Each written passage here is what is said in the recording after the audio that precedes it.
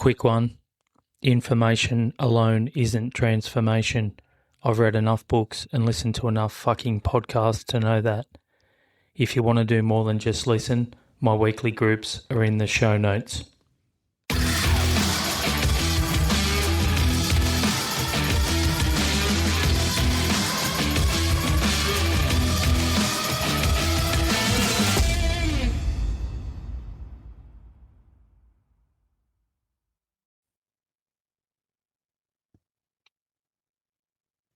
I'm Chad.Taylor, psychotherapist, author of It's You, Oh Fuck, It's Me. No tips, no fixing, just real conversations. Today I've got Jacob with me. Jacob, who the fuck are you? I'm Jacob, creator of TalkAnything, the podcast and content platform. I started the podcast because I was curious about people and wanted to have conversations that I wasn't having in everyday life. Over time, it became a way for me to challenge myself, meet people and explore questions that people don't normally have.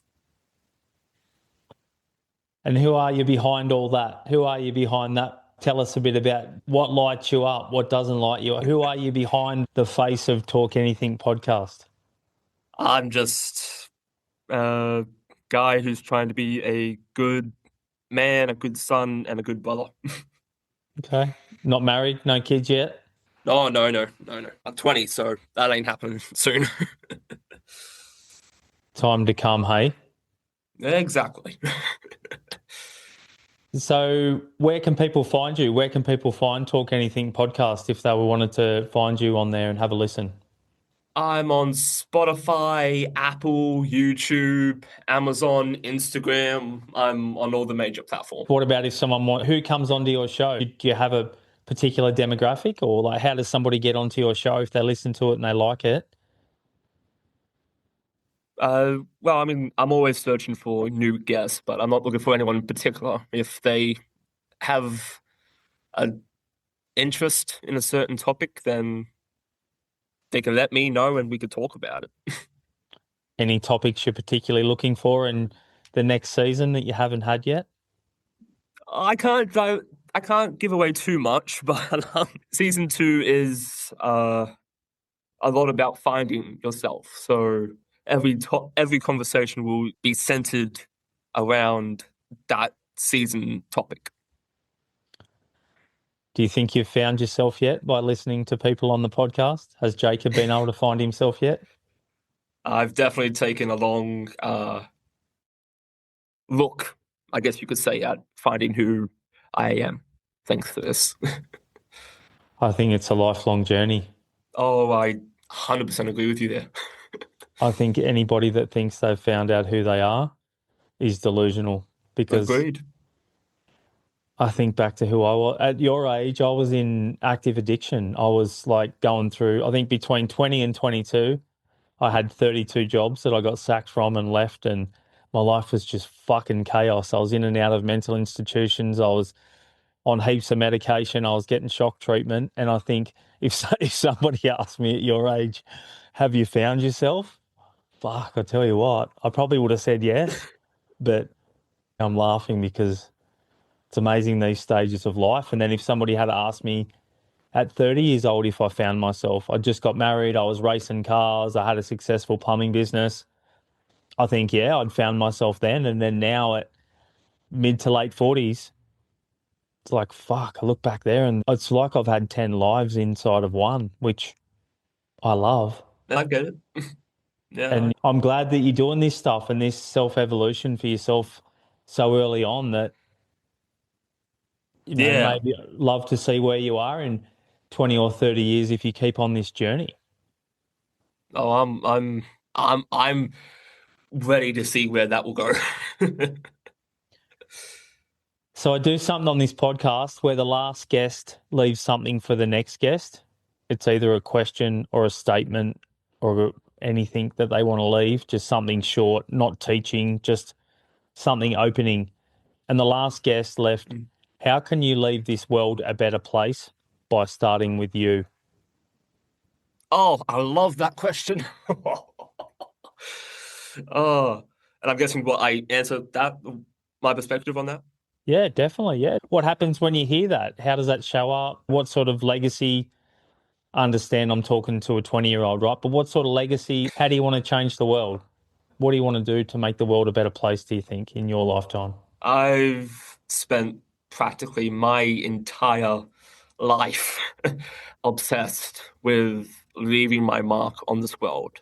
I have, yeah, again, I am only 20, but I have had that many, not professional titles, but titles amongst friends and family that, you know, it could take us all the way to Christmas to go through them. But because it's because of all of that that I truly believe, to leave your mark on this world, you got to do, your own thing. I'm always the guy that my friends and family can come to because I enjoy being that guy.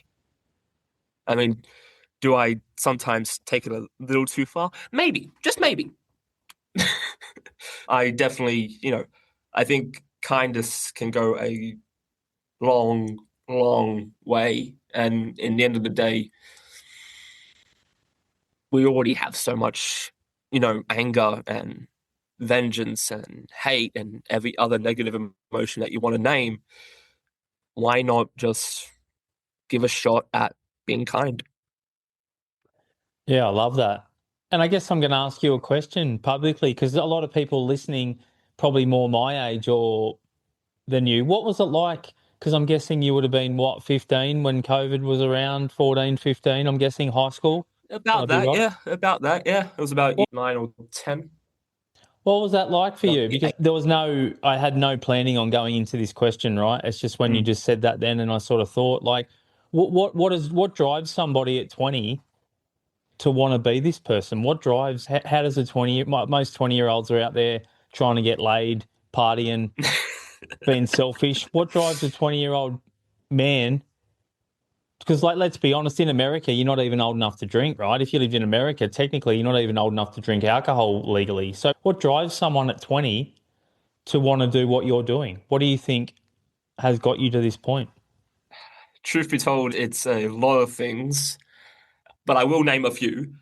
Oh God, when my mother hears about this, she's just gonna shake her head. But my mother, she is, well, one could say she's my mentor. Every time I've needed advice, I've gone to her and she's given it to me. And personally, I think she's shown me what true strength is. She, not my story to talk about, but she has had, let's just say, an interesting time in life. And Yep. yet she can still remain kind-hearted and care. So my mother's definitely one reason that I am, the man that I am today. The 20-year-old who is obsessed with kindness and leaving his mark on the world. The other being, I'm autistic, so I see the world from a different perspective than others do. And as you said, other 20-year-olds are probably trying to get laid or whatever. I'm just trying to understand what the hell this world is. That's exciting, mate. I don't want to piss in your pocket, but I'm so proud of you because it is an ability, right? Like, I've got a lot, I've already seen two clients this morning in my practice, both of those being autistic and both of those being in high school. And fucking hell, the wisdom and I don't know how much you want to talk about this, and we're not going to go right into it because I understand that it's just, me and you and the rest of the world here, buddy. But for people listening who aren't autistic, maybe it might be good to them to get an insight within reason that it isn't a disability. It isn't just a label that, and even maybe younger, because I've got a couple of teenagers who listen to this younger than you. A couple of my clients are 13, 15, 17, and I know they listen in, and two of those guys are autistic. Like, has it been a struggle for you, or like, do you want to elaborate at all on any of that, or would you rather just move I'm forward? I will happily elaborate on that. I'm not. I don't want to use this word because I don't like it, but it's the only one I can think of. I'm not ashamed of, my autism or anything in regards to that. I just, if there's a chance for me to pass down, the knowledge I have and the experience I have in regards to my autism, I will jump on that opportunity. Well done, And brother. look, people who say it's a superpower or whatever, yeah, sure, to an extent, but if you're living with it, no, it's not. I have had many, many struggles in my life because of it. I have lost friends, I have had countless fights, and I have had people assume one thing or another about me because of it. And look, are there advantages to it? Yeah, there is. I'm not denying that. I get to look at this world in a unique and beautiful perspective that others don't. And that is its own blessing.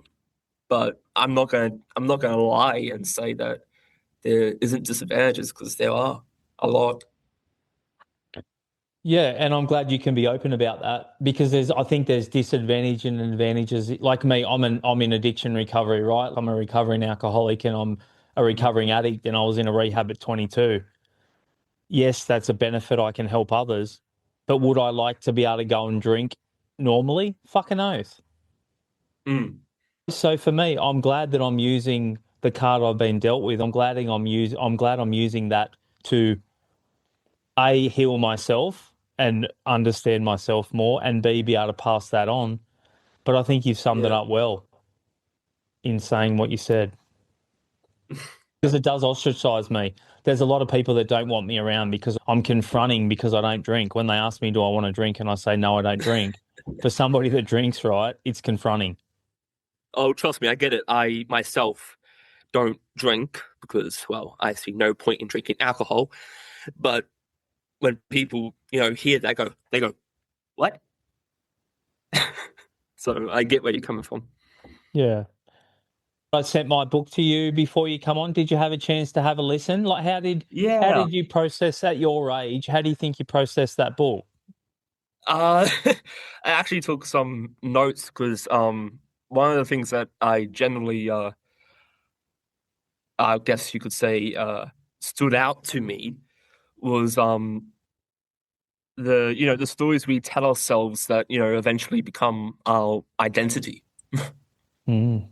Yeah, it made me think about how easy it is to build an identity around being a podcaster, being autistic, being misunderstood, this, that, or the bloody other.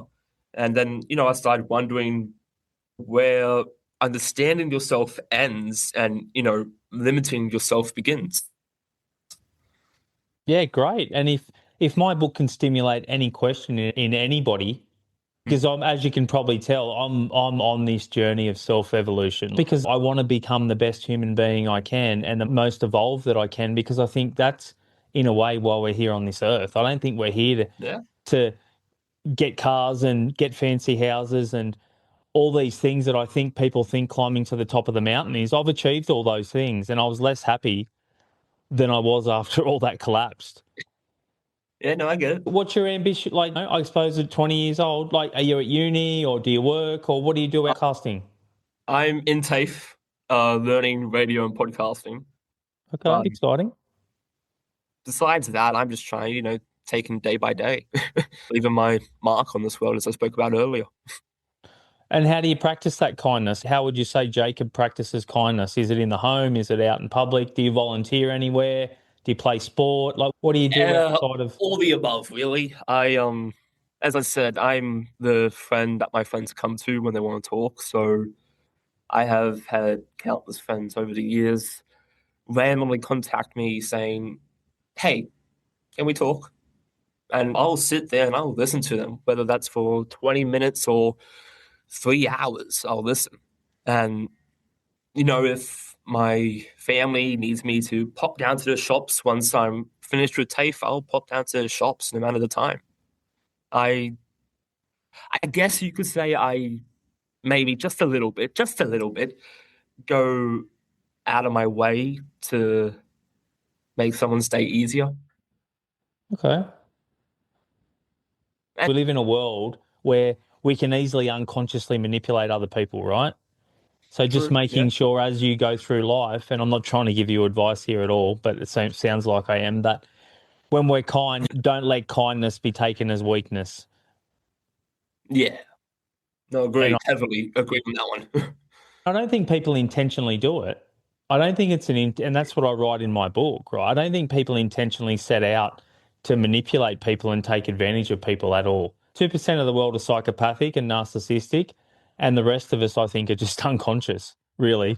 That because it's just by nature that when somebody does something for us, I think we become almost expectant of that, and then it can sort of Yeah. lead more. So I guess for me, something I had to learn because I was a bit of a people pleaser. I think I sought love in a way through pleasing, but then what would happen for me was I'd swallow a bit like when I was a tradesman and I had a ute and people would ask me, "Hey, do you reckon you could help me move next Saturday?" And instead of Mm. saying no, I'd say, "Oh yeah, I'll see what I'm up to." And then so Yeah. they got off the phone thinking, "Oh great, Chad's going to help me move." And I got off the phone thinking they're fucking dreaming if they think I'm going to help them move. Like I'm flat out working 6 days a week. And then come Yeah. Friday, in the 2 weeks before the Saturday, they'd ring up or send me a message, and it would either be, "Hey mate, you're still right for tomorrow." And then I'd start getting angry thinking, what the fuck's wrong with this person? Why would they think that I want to move them? I'm so busy. And then I'd either do two things. I'd either reluctantly go and do it and then whinge about it for the next week to my partner or people around me complaining, Mm. or I would just ignore them, and then that would turn into a drama and I'd almost blame them. Where really, when I brought it back to me, it was my fault for not probably saying no when I was supposed to say no, because I was so Yeah. used to, as kids, we grow up and we don't really have a voice a lot of the time. We don't really have a voice on as what we want to do and what don't want to do as kids, because we almost have to fit into whatever our parents do. Yeah. No, I Yeah, get that.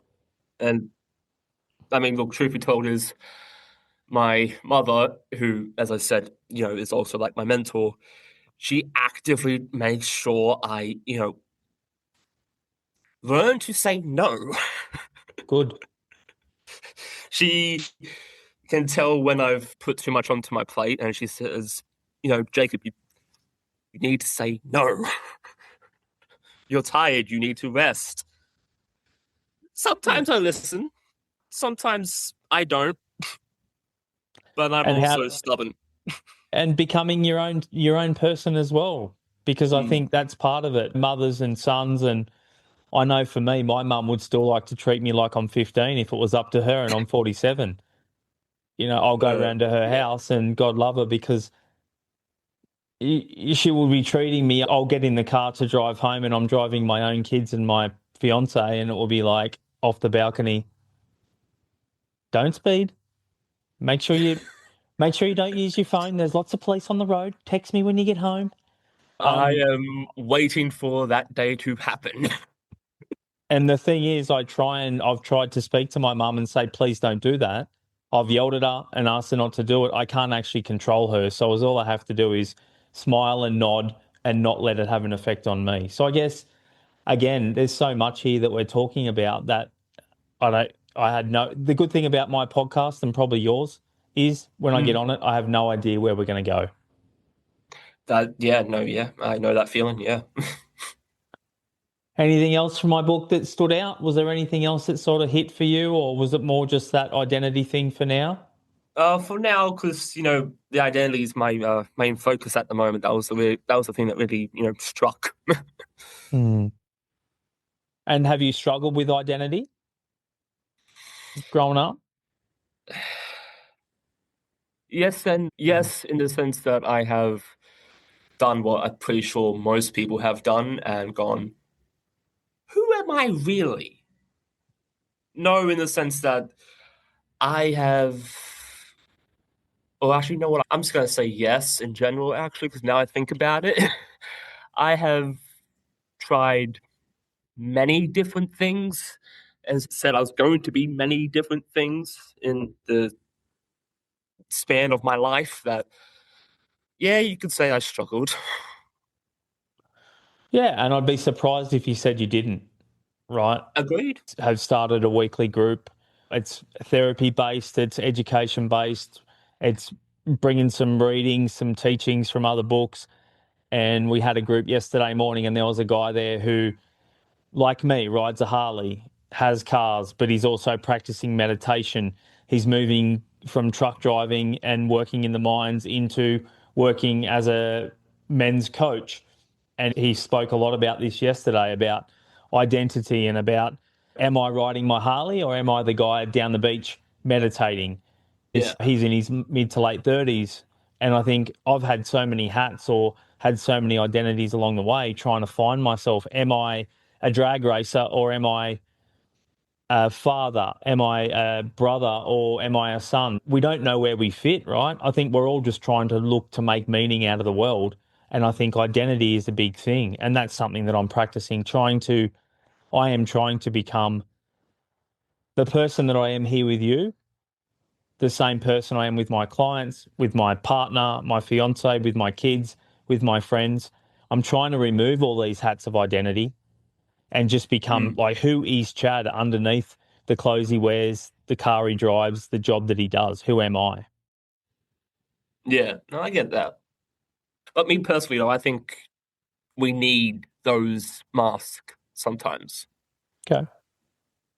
I I am, well, at least I try to be.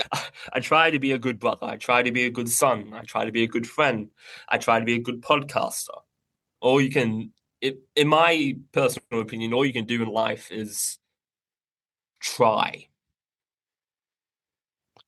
Yeah, that's right. There is no succeed. There's just try, right? Because it's the journey, not the destination. Yeah. No, agreed. Yeah. So I usually keep this short and sweet. Jacob, one question, statement, not teaching, just something for the next guest. Tough choice. Yeah. Okay. I've got a statement. One that I buy, and I would like to see the next guest's opinion of said statement. Hit us. Uh,